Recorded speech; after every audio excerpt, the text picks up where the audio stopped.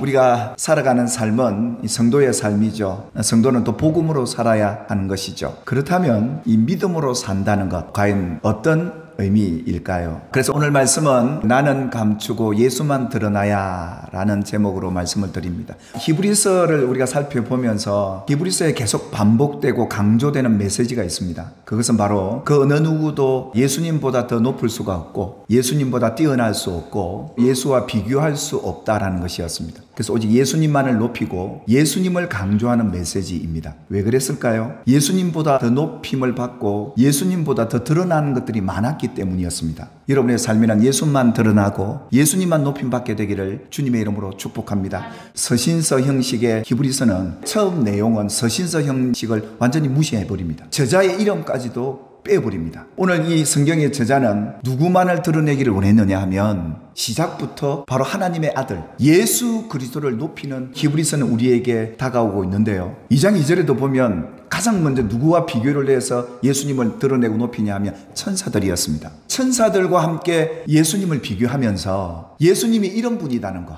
율법으로는 구원을 받을 수 없는데 이 같은 예수를 통해 받은 큰 구원, 이걸 흘려 떠내려 보내지 말고 붙잡으라, 그것을 강조했던 것이었습니다. 오늘 이것이었던 이 본문에도 그렇습니다. 하나님이 우리가 말하는 바 장차 올 세상을 천사들에게 복종하심이 아니다. 그 말은 무슨 말이냐면 이 세상 천지 만물을 하나님이 만드실 때 예수 그리스도로 말미암아 이 세상이 지어졌습니다. 그래서 세상 모든 만물은 예수님에게 복종을 하도록 하나님이 세상을 지었다는 겁니다. 그러면서 무슨 얘기를 하느냐 하면 그러나 누구인가가 어디에서 정언하여 이르되 사람이 무엇이기에 주께서 그를 생각하시며 인자가 무엇이기에 주께서 그를 돌보시나이까 라는 이 시편 인용을 해오고 있습니다. 여러분 여기에서 누구인가는 여러분 잘 아시죠? 이 시편이 누가 기록한 거죠? 다윗이 기록한 거예요. 다윗이 시편 몇 편에 이렇게 기록했다 이러면 되는데 왜 저자는 이것을 누구인가가 어디에서라고 나타내지 않는 걸까요? 그 뒤에 나오는 이 내용을 더 부각하고 드러내기 위한 겁니다. 다윗이 드러나기보다 이 성경의 핵심은 예수라는 걸 드러내기 위함이었습니다. 여러분 성경을 읽으실 때 성경은 곧 성령의 감동으로 지은 성경의 책이기 때문에 가장 먼저 저자에 대한 얘기를 우리가 안 받아들일 수는 없습니다. 그런데 그 저자가 기록한 성경의 모든 내용은 누구를 향한 기록일까요? 예수님입니다. 이 성경은 예수를 나타내고자 함이라 그렇게 요한복음에도 기록해 놓고 있거든요. 그렇다면 이 성경이 원저자에 대한 얘기도 되지만 곧 예수를 얘기하고자 하는 거다. 그리고 또한 이 예수에 대한 이야기는 누구의 얘기다? 우리의 얘기이기도 하다. 성경을 볼 때 여러분 이 3단계를 잘 아셔야 돼요. 이 원저자가 어떤 마음, 어떤 은혜를 입었는지를 발견하고 이것은 예수에 대한 얘기구나. 그리고 또 성경은 누구를 위한 얘기라고요? 나를 위한 얘기이다. 성경을 이렇게 읽고 받아들여야 합니다. 근데 많은 사람들이 또 이 히브리인들이 예수에 대한 얘기를 발견을 하기보다 그 원저자나 우리에게 더 초점을 낮추다 보니까 문제가 생겨난 겁니다. 성경 해석에 문제가 생겨난 것이죠. 그래서 오늘 히브리서 기자는 이 성경을 인용하면서 다윗이 시편에 이렇게 기록했다라고 얘기하지 않고 감추죠. 여러분 여기서 말하는 사람은 누굴까요? 원저자이기도 하지만 예수님입니다. 또 여기에 나오는 그 인자, 바로 이분이 예수님이죠. 하나님이 예수님을 이렇게 생각하고 하나님이 이처럼 예수님을 돌보고 계신다 라는 이 메시지였어요. 이처럼 이 저자는 히브리서 기자 자기 자신의 이름도 감추고 오늘 이 시편을 기록한 다윗도 감추면서 누구를 드러냅니까? 예수를 드러내고 있다. 여러분 우리 성도들의 믿음, 우리가 구원을 받은 이 믿음은 언제 가장 확실시되고 분명해질까요? 고난을 통해서요. 죽음 앞에서요.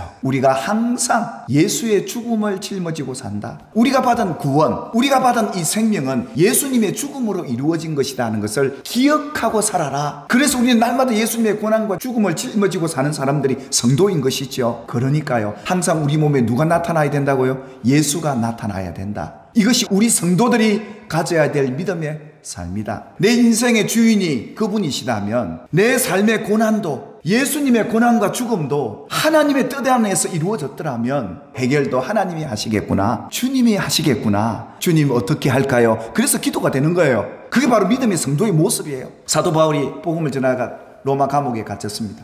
여러분 잘 아는 것처럼 이 빌립보서를 빌립보 교회에 보내면서 바울이 그래요. 내가 내일 죽을지 모레 죽을지 모른다. 살지도 모른다. 그러나 나는 이 일에 대해서 부끄러워하지 않는다. 살든지 죽든지 내 몸에서 그리스도 그분만이 존귀함을 받으시고 그분만 드러난다면 나는 죽어도 괜찮다. 이게 성도의 삶이라는 걸 가르쳐 준 거예요, 바울이. 왜 그가 죽는 것도 유익하다 했느냐 하면 자기의 죽음을 통해 예수만 드러나면 되기 때문에 죽어도 괜찮다라는 겁니다. 저는 우리가 마지막 죽을 때 죽음 앞에서 그리스도가 종기 드러나는 여러분의 남은 인생이 되기를 주님의 이름으로 축원합니다. 여러분의 삶이 힘들고 어려울 때 여러분의 믿음이 빛나는 시간이 되기를 주의 이름으로 축복합니다. 그때 주님을 찬송할 때란 말이에요. 예수가 드러나야 될 때란 말이에요. 힘들고 어려울 때 하나님을 예비할 때란 말이죠. 여러분, 우리 성도들이 믿음으로 산다는 건 이거예요. 내 안에 누가 산다는 거예요? 예수 그리스도가 내 안에 산다. 나는 없다. 나는 죽었다. 근데 우리가 천국 갈 때까지 나는 죽었다 하지만 계속 살아나요. 그래서 하나님이 이 죄성을 알기 때문에 뭘 줘요? 고난을 허락한다는 겁니다. 내가 살아날 때마다 하나님은 고난과 징계를 통해서 예수 그리스도 그분을 드러내라고요. 그분을 고백하라고요. 그분이 내 주인이시고 내 구주이심을 나타내라고요. 그리고 이 고난을 그분이 이렇게 이겨냈다고 간증하라고요. 내 안에 그리스도께서 사심이 그분이 사시도록 하고 그분을 드러내는 것이 믿음의 삶이라는 것을 바울이 오늘 우리에게 강조해 주고 있습니다. 여러분, 이 사실을 깨달으면 세상이 얼마나 행복한지 몰라요. 든든합니다. 근데 여기서 우리가 알아야 될 것이, 여기서 이 사람, 그 인자, 또 그 왜 이렇게 강조하면서 예수님을 하나님이 이처럼 생각하고 계신다, 이처럼 돌보고 계신다라고 말씀하고 있는데요. 하나님이 예수를 왜 이렇게 생각하고 돌보시는 걸까요? 어떻게 해요? 하나님께서 예수를 이렇게 돌보셨습니다. 왜요? 만물의 주가 되시는 예수, 모든 만물이 예수님 앞에 다 복종해야 됨에도 불구하고 예수님을 잠시 천사보다 못하게 하시고 죽음의 고난을 받게 하십니다. 그리고 모든 사람을 위해 죽음을 맛보게 하십니다. 하나님의 아들 예수를 모든 사람, 우리 죄인된 죄 많은 우리를 위해서 죽음을 맛보게 하려는 하나님의 놀라운 계획을, 그 뜻을 이루는 예수를 이렇게 돌보실 수밖에 없었다라는 겁니다. 하나님이 예수를 생각하셨다고 하는데 뭘 생각하셨다는 겁니까? 이렇게 하나님의 뜻을 따라 십자가의 고난과 죽음을 당한 이 예수를 너는 내 아들이다. 영광과 존귀로 관을 씌우시고 만물을 그 발 아래 복종하게 하시는, 그래서 하나님의 보좌 우편에 앉게 하시는 이 생각을 하나님 하고 계셨더라 이겁니다. 결국은 하나님이 이렇게 생각하고 이렇게 귀하게 여기고 정말 하나님의 뜻 안에 순종해가는 예수를 돌보실 수밖에 없었고, 이렇게 영광과 존귀로 관을 씌우고 내 우편에 앉아 있을 내 아들이라고 여겼고 생각했던 이 하나님, 그 예수를 이렇게 여기고 계신 이유가 바로 이런 것이었습니다. 그런데 여러분, 예수님만이 그랬을까요? 이 큰 구원을 받은 성도들도 하나님이 예수와 동일하게 생각하고 계시고 여러분을 돌보고 계심을 믿으시기를 주님의 이름으로 축복합니다. 이것을 오늘 이 히브리서 기자가 우리에게 전해주고 있어요. 하나님이 너를 얼마나 사랑하는지 아느냐? 어느 만큼? 예수님처럼 사랑한다는 겁니다. 예수님처럼 대한다는 겁니다. 누구를요? 죄인된 나를요. 여전히 우리 안에 우리 의가 드러나고자 하는 죄악된 본성을 갖고 있는 우리임에도 불구하고 하나님이 이같이 우리를 생각하고 계시고, 너는 나중에 이 세상 고난 다 이겨내고 믿음을 지켰으니 내 우편에 앉아서라 생각하고 계시지 않겠습니까? 예수님의 제자들 가운데 예수님 따라다니면서 그러잖아요. 예수님, 그 어머니가 와서 내 아들 주의 오른편에 좀 앉게 해 주십시오. 근데 예수님 뭐라고 그러죠? 하나님이 보좌 우편에 앉게 하는 것은 하나님의 뜻 안에 있고 하나님이 허락하는 자, 믿음 안에서 하나님의 뜻 안에 고난받은 성도들은 예수님처럼 그분의 뜻을 따라 나아갔던, 예수님의 길을 걸어갔던 그 성도들이야말로 하나님 보좌 우편에 앉을 자격자다 했던 겁니다. 고난받는 성도들이요, 우리 낙심하지 말고 예수님이 가셨던 그 길을 우리도 함께 걸어가게 되기를 주님의 이름으로 축복합니다. 근데 우리가 혼자가 아니란 말이에요. 먼저 죽음의 길을 가셨던 그분이 부활하셔서 성천하셔서 성령으로 우리 안에 와 계십니다. 믿음으로 사는 거예요. 힘듭니다. 때로는 세상에 손가락질 받기도 하고 억울한 일 만나기도 하고 죽고 싶을 만큼 어려운 고난도 받게 됩니다. 그런데 그때 여러분 안에 계신 주님이 주님 따라가는 길을 인도해 주실 줄 믿습니다.